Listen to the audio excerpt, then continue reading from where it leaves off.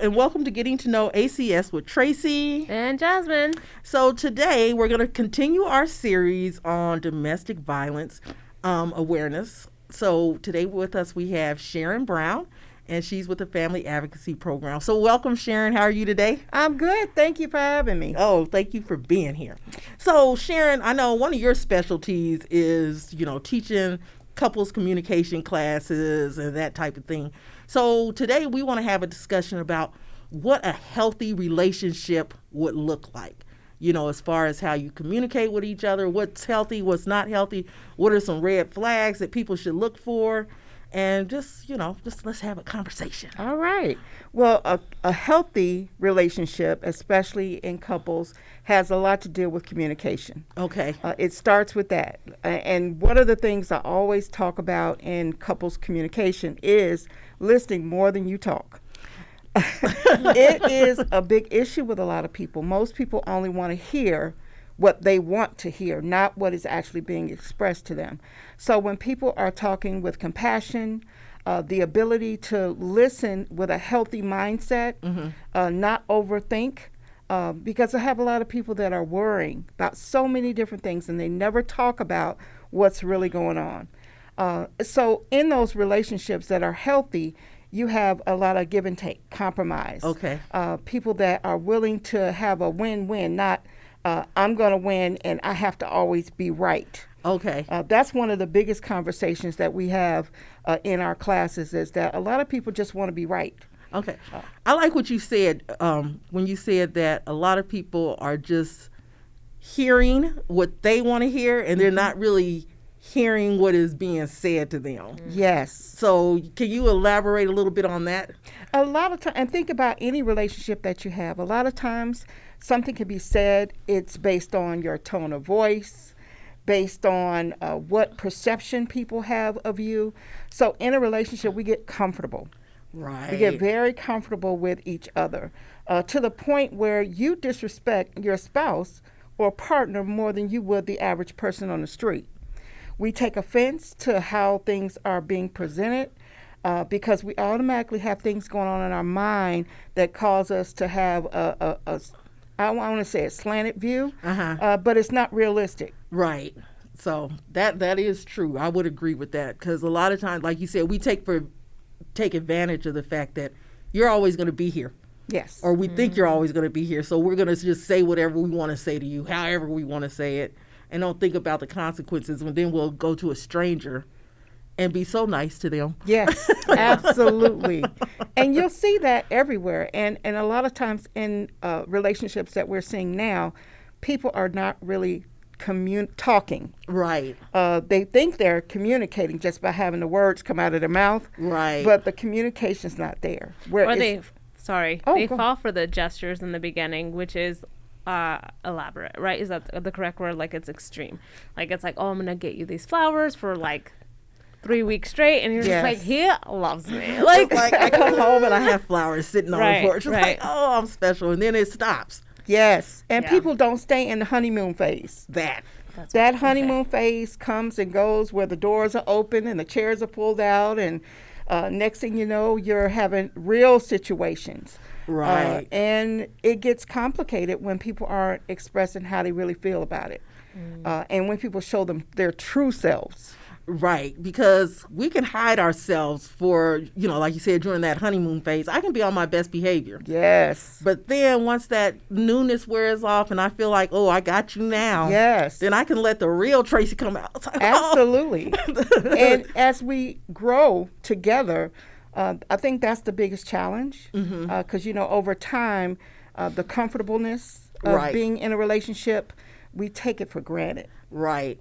And I like that you said grow together. And that just shows you, because even, as a lot of times people think there's a lack of communication in young couples, but it's also couples who have been married for years where they're sitting there and they just don't know how to communicate with each other, that they've never really had that communication. Maybe it's because they've had kids and they've been so focused on the kids, and then, the kids leave and now it's like, What do we do now? Yeah, it's like crickets. I ain't got nothing to say to you. Who are you? And one of the things that's a big problem in most relationships, especially the military community, most relationships have children. Right. And so we have our helicopter parents that revolve everything around the children and never around the relationship. I try to tell people, no matter whether you have kids, pets, whatever it is, right, make sure that you are investing in your relationship every day. That creates a healthy environment. I've been married 35 years, and I'm telling you, it's work. Right. It's not something that's going to be easy. We don't have the same conversations we had at year 2 or 10 or 20. Right. We're having different conversations now. Our kids are grown and gone. So now we have grown into another era where we've revolved a 360. Mm-hmm. Right. You know, and now we're back to square one where we're dating again and having new relationships. But in a relationship, you have to always invest not only in your partner, but in yourself. Mm-hmm. Right. And so many times people are willing to give up a lot of themselves and not really think about, how is this going to impact me down the line? Am I going to regret something? Right. From taking away from my own individual needs. And people confuse in a relationship their needs and their wants. Oh, yes, definitely. Yeah. So, and I think another thing is that, you know, for younger people anyway, or our social media people, they look at Facebook and Instagram and they see these couples on there who are just presenting their best selves, and they want that fairy tale relationship. Yes. You know, so. Yeah, or they want like that obsessive relationship, like where people will date for like a month and they're like, I'm so obsessed with so-and-so. Yeah. Or, for instance, the Megan Fox and Machine Gun Kelly. I don't know if I can say his name on here. But they're super like about each other, which is fine. But at the same time, working in this environment, I can see how that is toxic now. Yes. Because it's like, well, what happens when it goes south, right? Like, right. And then she talks about it. She talks about how, because there was a question on like, what is his anger like? And she expressed that it was the Hulk, so it's uncontrollable. Oh wow! Right? So I'm listening. I'm just like, are these people like? And I wonder if it's because I've been working here that I can now kind of spot that more, right? Right, because like you said, if somebody's anger and we're rating it at the Hulk, and I'm in a relationship with that, how's that gonna play out? You know, it's like, when you get mad at me, what's gonna happen? So let's talk a little bit about that, though, Sharon. How should, when we're in a relationship, how should we deal with disagreements?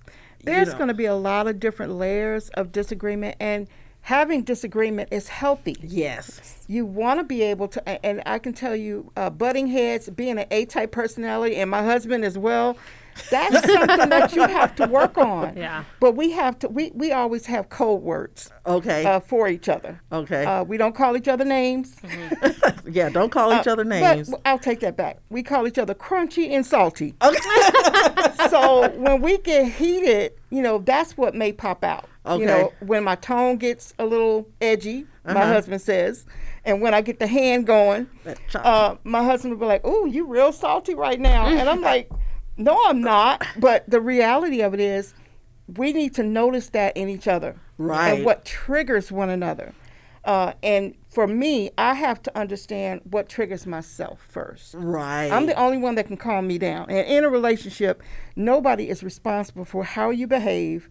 And oftentimes it begins with thought, how we process things in our mind about what's really going on. Then we start to say things, verbally start to attack one another. Right. And how that happens, it escalates easily into something that could be a behavior or something physical. Right. The key is to stop it at that part where you're starting to think about negativity and where it's headed.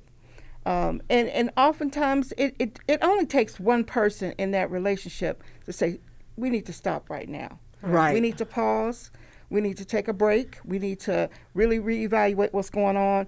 And when we say our code words to each other, like when I tell him he's being real crunchy right now, he knows that we need to just separate out the area, leave the AO, go take a break, and come back. And, normally it's one of us will say, hey, do you want to talk about this right now? Right. And I think it's important what you said, when we're having those disagreements and we need that break. Mm-hmm. If I need a break, don't follow me. Yes. You know, because a lot of times people want to follow you through the house or whatever, Yes. or they want to block doors. And it's like, you know what, let me have my space for a minute and I'll come back. But I think it's important that we express that, hey, I need a break right now. I need to take a step back. Yes. So can people get more, I guess, like in a relationship when they start out, most people get into a relationship thinking that other person's going to make them happy. Can that escalate the argument part of it where they're more mad because, okay, you're not making me happy right now? Is that a thing, or? That is a real thing. I'm Okay. glad you brought that up, because that is one of the key things that we find in a lot of our relationships that are struggling. One or both are in this perception that they can make the other person happy. Right. And that you're supposed to. And in our communication class, we teach the 5 love languages. Right. And we really express about knowing your partner's needs, knowing whether they are acts of service or what their love language really is, or if it's, receiving gifts or physical touch. Right. It's good to know whether your partner is a physical type person or verbal, or both.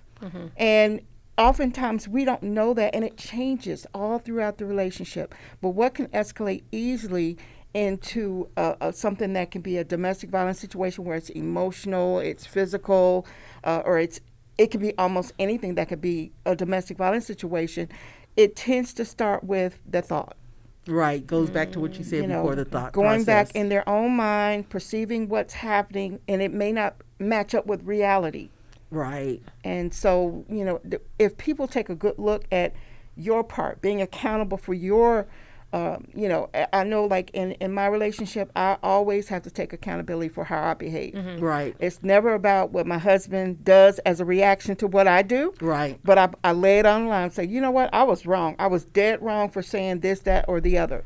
Or giving you the cold shoulder, because some people just believe that not speaking to someone is not a form of violence. Right. Because you're taking away their opportunity to talk to you. And so they walk away, shut it down, get quiet.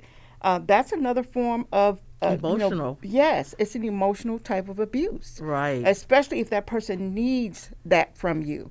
But again, we are not here to fix one another. No. You're in a relationship. And so to relate, you have to communicate. Right. And that goes back to that happiness, because I'm like, I'll tell people all the time, I don't rely on you to make me happy. I rely on you to enhance my happiness. Yes. But at the same time, I'm responsible for myself. I'm responsible to make sure, and that's where you get into don't lose yourself in the relationship. Yes. Because we start to mold ourselves according to our partner. And then we get so lost, and then it's like, okay, well, I'm not happy.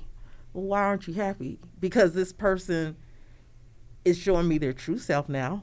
Yes. or it's like they're not what I built them up to be in my mind. And then I'm wondering, why am I not happy? Because I've lost myself in that relationship and I forgot how to make myself happy. Yeah. So it's and just that so self-accountability. often that shine kind of dulls out. Yes. The shine on the relationship, that newness. And even when you do have those moments where you're dating within your relationship, you're still connecting with each other. Where is the confidence? I call it confidence. Being calm and confident. Confidence. Confidence. You've got to have some level of confidence in your relationship. And that goes back to taking accountability and responsibility for how you behave. Are you pushing the other person's buttons? Right. Oftentimes we hold each other's remote control. Oh, yeah. And we know how to push buttons easily. And when we do that, I'm like, hey, take the batteries out, do what you got to do. But the reality of it is we have to take accountability in that moment, not letting it escalate to a point where we're starting to yell and argue and vent in a way that's not healthy. Right. And I think it's important to understand, like you said, there's a way to have a disagreement that's healthy. If you're in a situation and you don't even feel comfortable talking to your partner about a disagreement or something like that, or where you're like afraid to bring up issues, that's not healthy. You should be able to have a conversation, have a disagreement. And, we're human, so we're going to get angry. Yes. I'm going to get upset with you, but am I expressing that anger, or that the fact that I'm upset, am I expressing it in a way that's benefiting? Because anger can also solve some problems as well if it's done in the correct way. That's it. And we're talking about being honest and being realistic and being human beings. Right. There is nothing I think that can be negative that can come from a healthy disagreement, having conflict, but when it starts to escalate where it's not safe. Right. That's where the problems kick in, where the other person feels threatened, physically or emotionally. It's not a healthy place, and that's where people need to reach out for help. Exactly. And so I know, Sharon, because of course I don't know any numbers. If y'all have ever watched this podcast, I never know any phone numbers. But you know the number for the National Domestic Violence Hotline? Well, I know our domestic violence hotline here at Fort Bliss. It's 915-269-2013. Okay, so people can call that number if they feel like they're in a situation where there may be some type of abuse Absolutely. going on. We have dedicated victim advocates that are on call 24/7, 365. They're available on holidays, weekends, nights. You just call that number, 915-269-2013. And they will be there to assist you. Okay. They are there to provide different resources and help in situations where you feel unsafe, to give you some guidance, and even just to kind of work people through whether they need additional assistance. Right. And that's what it's for. Right. And even if they call the number and they don't want to open up a case or anything, correct. At least they're able to get the resources. Absolutely. And one thing, bringing it back, one thing that you spoke about, you said you've been married 35 years and that now you and your spouse, that y'all are doing the 360. So that's like, now y'all have to get to know each other again and start dating again. So We dating and having fun. Oh, that's what's up. I'm loving it. So do you want to talk about the importance of dating your partner, after you've already made that commitment to each other, whether it's married, you're living together, or whatever? How important is it that we continue to date our partner? You have to make sure that you are investing the same things and effort you put in to start. Keep it going. Right. There are going to be moments where it gets dry, it gets stale. It's all about the kids. It's all about, building a life together, because you start out where you start a career together. Right. You start a family together. You start bills together and everything else. But along the way, some relationships forget how to date one another. We forget how to make each other feel good. And it shouldn't cost an arm and a leg. It should be something really simple. Me and my husband, we make a date night every Friday.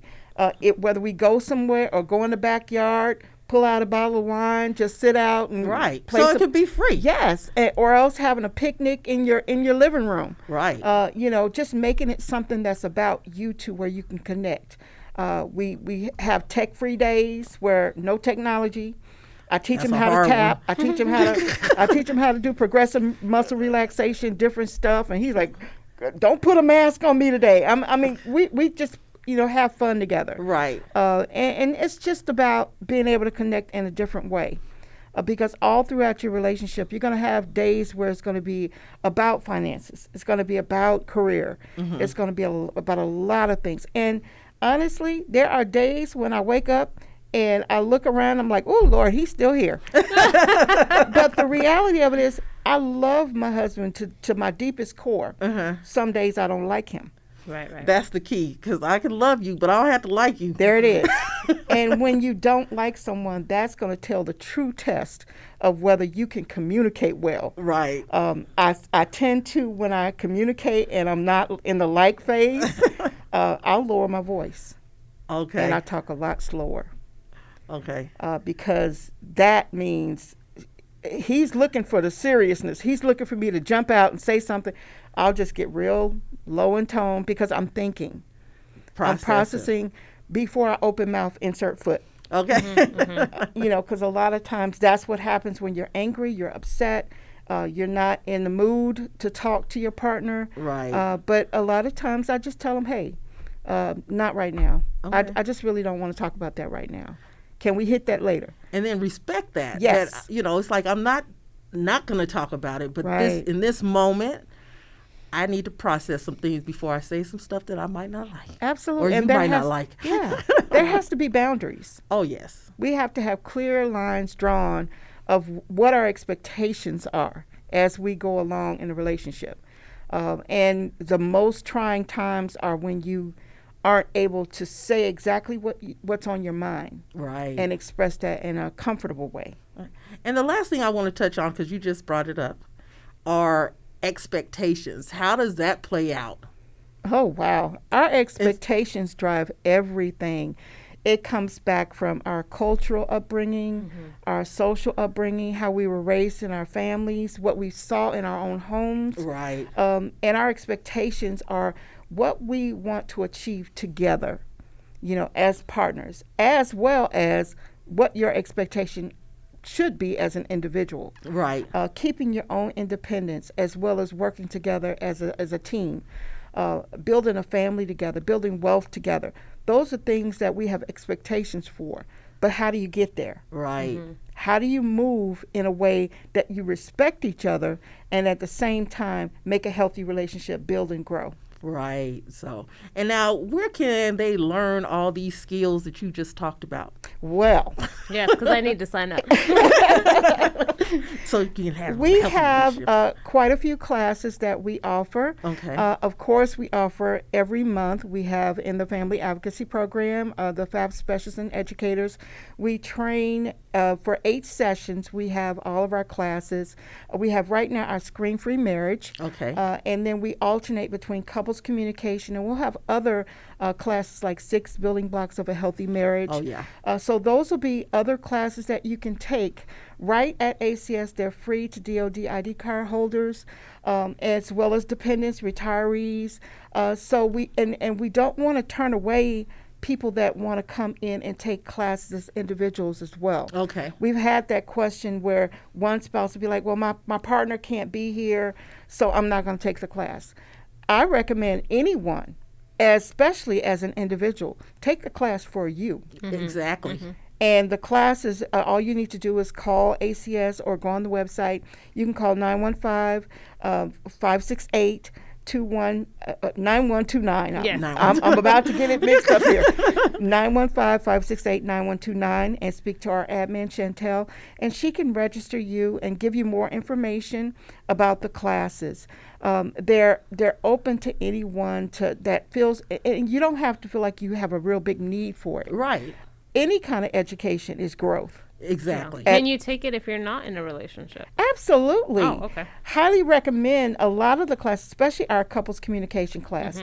It's designed where we teach the PrEP, which is a premarital relationship education program, as well as the 6 building blocks and some of the 5 love languages all rolled into one. Oh, okay. And so what we try to do is make sure that we give some of the things and some of the foundation for a good and healthy relationship. Right. And that is all that's what it's all about, is for us to grow and learn. Because I think in a relationship, when you start to think that I can't go because I don't have a partner or I'm not in a relationship right now, now's the time to really figure out where you are. Yeah. Exactly. And I tell people, in order for you to have a healthy relationship, you have to have a healthy you. I like that. A healthy relationship, you got to have a healthy you. I like that one, Sharon. Yes. Good one. All right.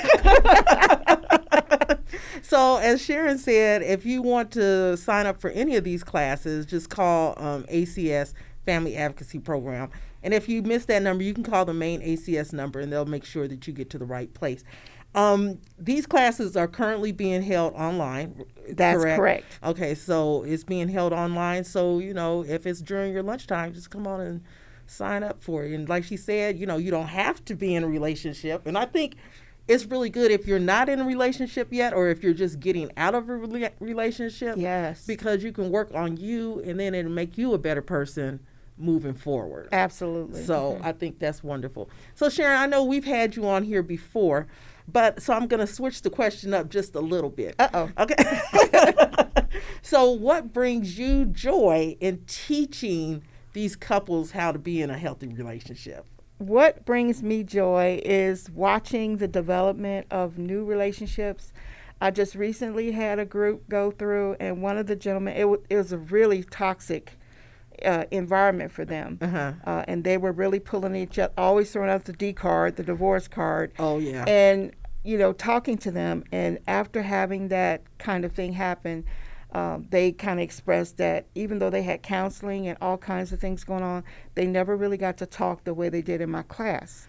And they never really got to understand what was really going on. Because I make them be honest with each other. Right. It's not a clinical setting. It's all about education, because we're trying to make sure that people have tools and techniques that they can use in a realistic scenario. So that gives me a lot of satisfaction to know that people are actually getting something out of it. Yes. So if you don't touch but one person Yeah. or one couple, Yeah. it was worth it. Yeah, it was worth it. It was worth Yeah. it. So, Jasmine, do you have any questions or anything that you want to say before we No, I am good. Okay. Awesome. That was good All right. So, Sharon, again, thank you so much for your time. Thank you for coming and joining us. Thank you for And if having you all want to know more about the healthy relationships and the couples communication classes that we have, just call ACS. So, with that being said, this is Getting to Know ACS with Tracy and Jasmine. Don't forget to hit the subscribe and that bell. Bye.